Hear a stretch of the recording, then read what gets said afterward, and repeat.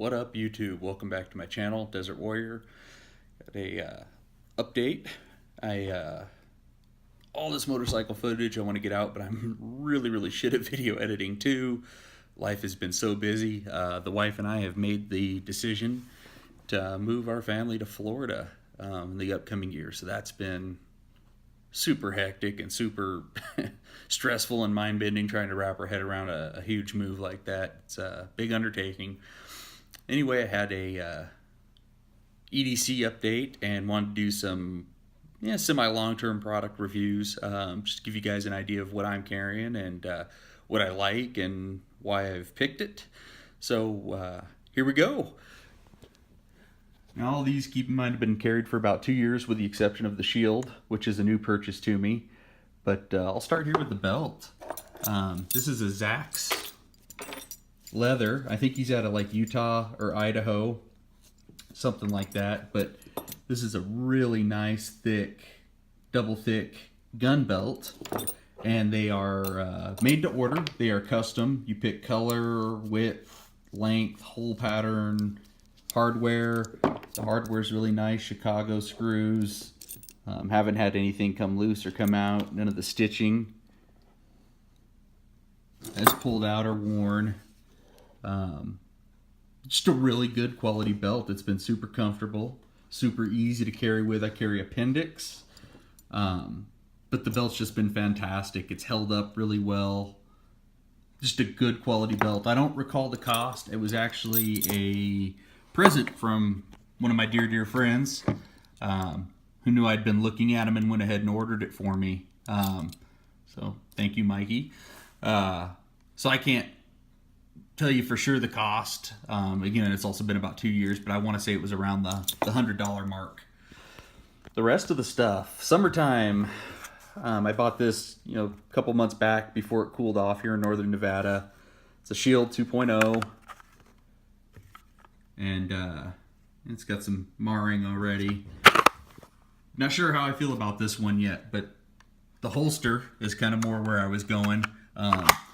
These are from Tactical Holster G-Code.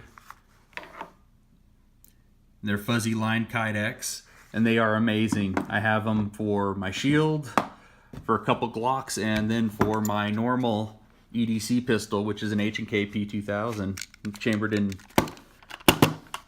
Come off of there. Chambered in 9mm. This is a fantastic pistol, by the way. Can't say enough good things about that HK. It's been really, accurate, fun to shoot, easy to carry. Kind of the underdog in the HK world. I feel like there's not a lot out there on them. Not a lot of people talk about them. But fantastic pistol. So if you're looking for something different than a P30 or VP9 or a USP even, I would recommend the P2000. They're fantastic pistols.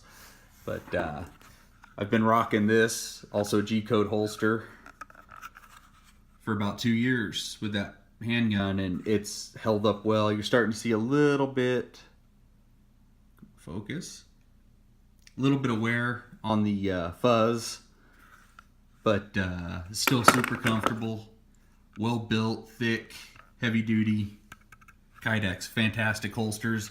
Again, semi-custom, so there is a bit of lead time when ordering one of these. I did a quick video on this a few years back, my Combat Troodon.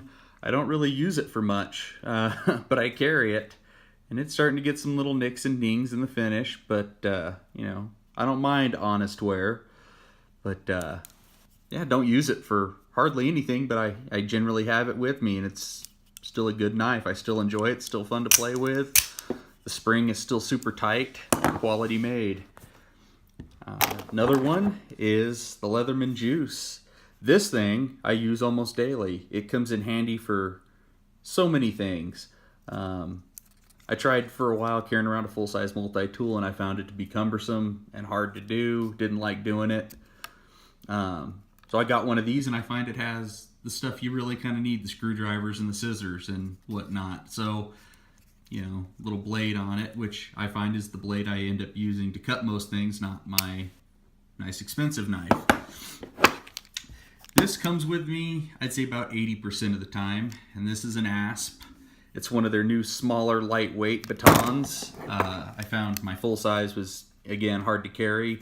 This one isn't much bigger than, bigger than a carry blade. So it's a really nice, compact, I want to say it's 12-inch.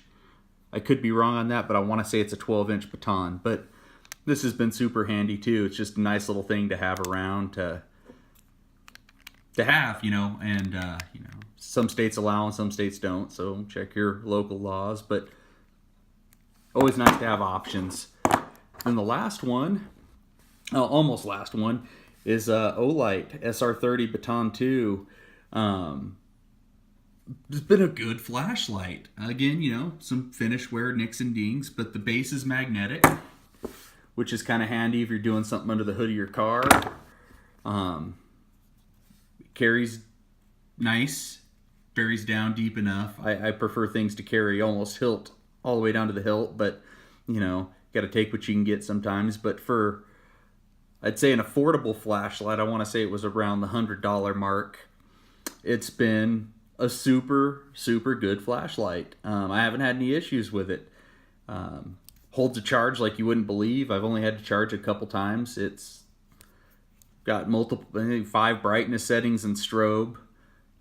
Just a super, super good light. And I want to say it was like 940 lumens or 960, somewhere up there. So it's super bright. Come in super handy. Again, this is something that I use, I won't say daily, but close to. And along with the holsters is spare mag caddy, also from G-Code, tacticalholster.com. Just really love their stuff. I have some NSR holsters, which I don't like as much anymore after carrying the G-Code. I know everybody's got their preferences, and some things work for you and some things don't, but I love the G-Code products. I find them comfortable, and they've held up super, super well. Then the last bit of my EDC is, obviously my wallet and, my phone, but the wallet is from, Original SOE. And again, I've had this for about 2.5 years, and it's getting discolored and stuff. You can tell from pulling it in and out, but it's softened up a bit, but the stitching is all intact. The Velcro's still good. It's just been a really good wallet that holds my stuff, but it's held up. It's comfortable, it's thin. Good products. I like their slings too. But so yeah, that's kind of my EDC update. I ended up getting rid of my street bike through a series of events, but I ended up going back to a Harley.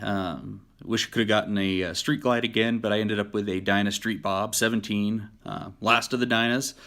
So I've got some DIY stuff coming for that I'd like to get out and show you guys. Projects I've had with it that I'm having trouble finding stuff online, so I'll do what I can to help you guys out. Maybe you have the same problems. And then the next bit is back to that move to Florida. It's a big undertaking. I think we're planning on being there sometime before Thanksgiving this year. So, been YouTubing that and trying to do some research on that. And I've come across a few people on YouTube that have had some helpful, informative videos, but you really start to look down and sit down and look at the sheer magnitude of what goes into that move, and it's just overwhelming. So what I want to do is start doing a series of vlogs, I think, kind of documenting our struggles and what we find and how we're going about doing this. Obviously, everybody's different. Where you're moving from dictates how much gas and truck rentals, all that stuff. Buying, renting, we're going to buy.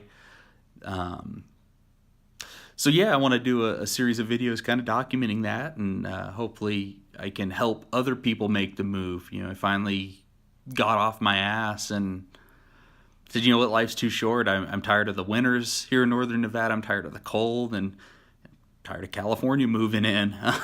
The state's changing and it's growing, and it's just kind of not what we want anymore. So instead of sitting around bitching about it, I think we're going to get up off our ass and do it. But it's big move, and it's scary to some degree. So I want to document that for you guys.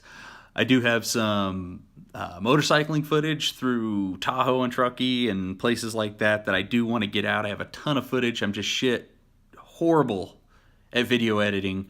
So that's been a big undertaking for me, trying to sit down and piece through stuff.